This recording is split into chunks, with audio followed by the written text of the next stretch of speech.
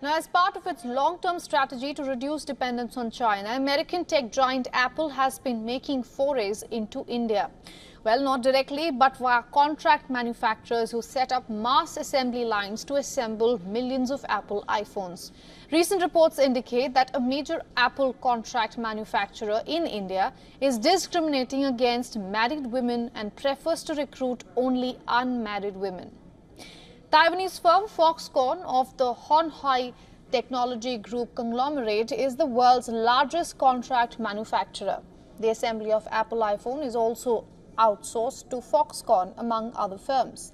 India is not only a growing market for Apple's premium gadgets, but also an important hub where Apple gadgets, chiefly iPhones, are assembled. The group operates a massive facility near Tamil Nadu's capital of Chennai. It deals with the assembly of Apple's premium iPhones, and here thousands of workers churn out millions of iPhones every single year. The facility predominantly employs young women in their assembly lines, and it offers a source of livelihood for thousands of young women and generates economic activity. But there's a catch. A recent report indicates that the firm only employs unmarried women and does not prefer employing married women. According to the report, those associated with Foxconn see married women as those with higher responsibilities like family duties, pregnancy and higher absenteeism. Apparently, the firm sees this as a major reason to recruit only unmarried women.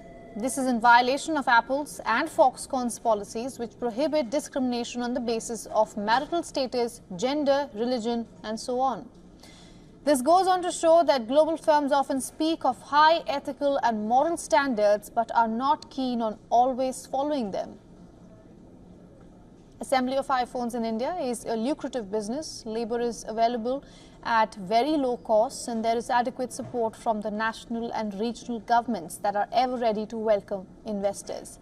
In late 2021, several lapses at a Foxconn off-site dormitory near Chennai led to protests from women workers, and as a result, the Foxconn plant had to temporarily halt production. Apple had placed the plant on probation for a few months, and the plant resumed production only in early 2022 after corrective measures and inspections were undertaken. Firms like Foxconn have a not-so-good track record. In China, too, there have been allegations of extremely stringent working conditions, issues with pay, which then led to protests. And now, with the latest report highlighting the discrimination against married women, the government of India is likely to seek a clarification from the concerned firms.